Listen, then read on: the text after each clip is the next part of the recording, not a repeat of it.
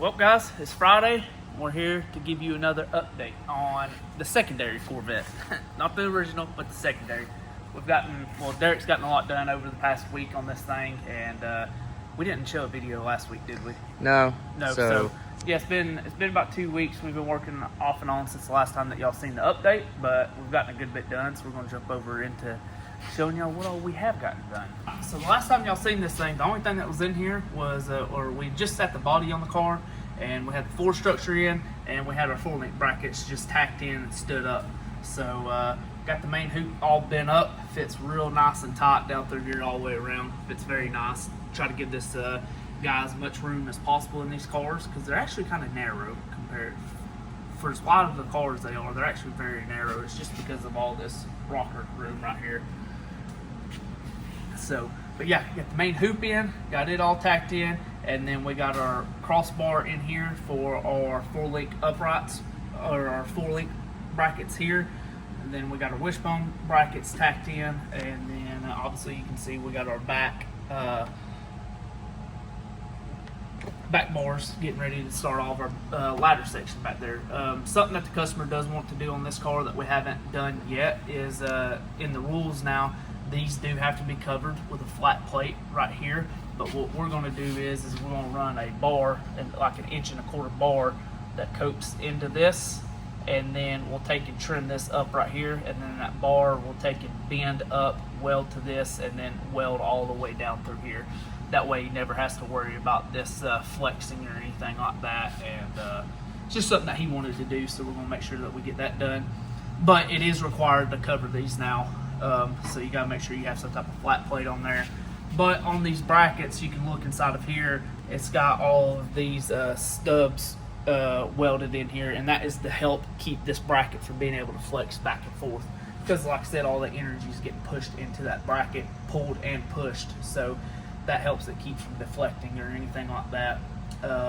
And then we have to do our crossbars here, and then we'll tie in on this bottom side an 1.25-inch bar over to this crossbar, just to help give that 4-link bracket even more strength.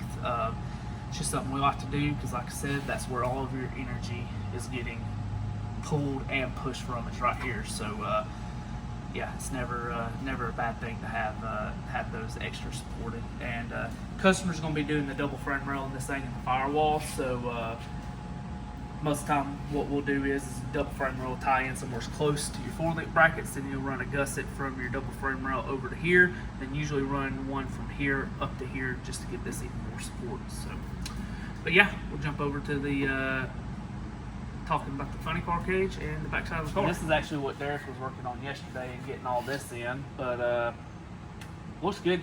The way that we usually go about doing this is this outer back funny car bar is the exact same as the outside of our halo. I'm very big on everything being symmetrical and everything, so yeah, so we have our measurements and all of our bend line marks and everything for our main hoop, our halo, our main hoop. So we just transfer that over into this, and then fit this bar into here, and then whenever you look at it from the back of the front, it's nice and even on both sides. And then whenever we do our outer funny car bar, we try to mimic this bar the best that we can. Like I said, just that way whenever you're looking at it, everything's as nice and as symmetrical as it can possibly be. But yeah, got that fitted in there. Got our 2 uprights fitted in. They got a little bit of bend into them. That way the seat can have a little bit of kickback if needed. It couldn't have a whole lot of kickback because he is a taller guy, so if that seat was to go real far back in there, his head would hit this bar. So that's why we just did a little bit of a kick there. Got our cross bracing in here. This is the way that we usually determine the height here is we got a a Kirky back here. Sat the Kirky in here kind of where the position of the seat needed to be, and then we put this just right below, or right at where the seatbelt harness bar and everything is. So got all that in, and then behind that you can see that we've got the majority, well, all the rear suspensions in, and now we're working on the whole ladder section for the back side of the car, but we'll start with the rear suspension on this thing. So as you can see, that's what I worked on last week, was I got the base of the rear end all together.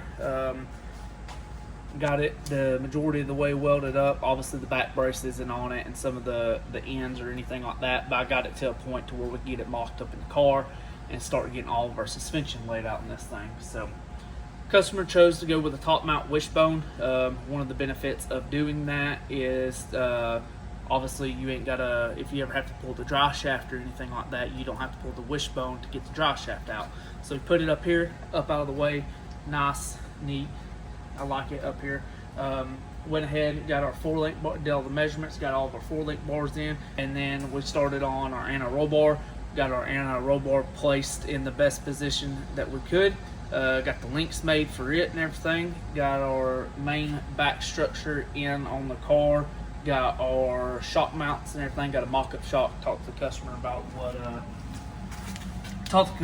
what size shock and everything that he's going to run. So got all that in here. So it's all turning out very nice. Something that I do like to do on these cars is that, as you can see, is our upper shock mount has 3 holes in it. The reason I do that is because a lot of times people like to play with where their axle center line is. Some people like to run that axle center line back. Some people like to pull it forward to manipulate wheelbase. So this right here has got 3 holes. It's like over 1.5 inches or 1.75 inches of adjustment. So if he decides that he wants to make the wheelbase as long as it can be, his shock can then move back on the top side. That way his shock ain't got no weird angle to it and it can still be straight up and down. Or if he decides to shorten it a little bit, same thing. So got all that done. Next thing that we're going to be working on is finishing up the rest of the rear side of the ladder. So, and this is really the very important part of the car, because this is where all the energy and stuff is getting transferred into this car, is right in this area right here, because you got your shocks, your anti-roll bar, wishbone, and all that. So every bit of energy from your main hoop to here in your car is getting transferred into this portion of the car. So it's very important that it's braced the way that it needs to be. Did all of our measurements for our travel and everything. Make sure that the wishbone will never hit the anti-roll bar, so we ain't got no issues there. Got plenty of down travel. There's plenty of room in between our anti-roll bar and our inner frame rail here. So Derek is now working on our little box that will go. There'll be 2 uprights here. There'll be an upright on each side, then a crossbar. Then our down bars will tie in from where the A-pillars are, and they'll tie in from here to here on both sides. Probably do some type of X in the center there. There'll be probably another little gusset that comes off the front here to here, and then so that upright will be here. Then there'll be another bar that runs from here all the way down and back to we'll have another crossbar like this all the way up against the rear. Well, it'll be a couple inches back from the rear bumper, and that's where our stop for the parachute and everything will come out. So we'll have our parachute stop coming out, and gussets going from that main bar to the parachute stop, and then a few more gussets on the inside to support that parachute, because obviously whenever you pull that parachute, all that energy is getting pushed or getting pulled through that parachute stop back there. So, most of this, the majority of this on the car will be cut out. So this will have another bar that runs from here down to wherever we decide the location and height of that last rear bar. There'll probably be an X in here, like I said, just to give that support. And then you'll have that main bar that runs from our upright here. It'll run all the way down, bend down, and then tie into that crossbar. And then there'll be a bunch of gusseting, cross gusseting, and stuff like that down through here. And that should be the majority of it. We made sure that there's plenty of room, because he is thinking about doing that new compressed air supercharger setup. So there's enough room in between the frame rails and in between the anti-roll bar and lengthwise for 2 bottles to fit in here and be able to mount them the way that they need to be. So yeah, making really good progress on this thing, and it's turning out nice. Turned out real nice. Derek's been having fun with it, so it's been his baby. So that's a pretty good overview of what we got going on with the car right now. Like I said, the last thing we talked about was doing that upright in the back, finishing up the tail section of the car. Derek's already got this all jigged up, so we'll get this tacked together get it tacked up in the car, finish out the tail section, and then once we get the tail section done, we'll be moving on to the main compartment of the car. So get all that taken care of, and this thing's coming along quick. Got a lot of welding to do on it, but it's coming along really good. We're on a very good timeline to having this thing done, because we have until, I think it's like the second weekend of October or something like that, is whenever I have to deliver it. But yeah, no, we're on a really good track. Once we get the tail section done, the inside of the car will be the easy part. Doing door X's. A-pillar bars will be the hardest thing. A-pillars, and then our outer funny car bar.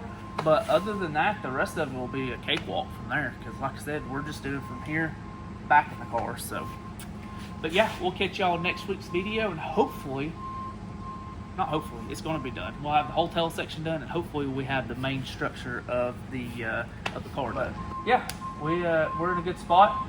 We got a lot going on right now. Derek can kind of pan over just real quick. Shop's full. Yeah, shop's full. 2 of them back there. Yep. Big monster right there. Yeah. So, yeah. We're just going to keep on knocking away, but we'll catch y'all in next week's video.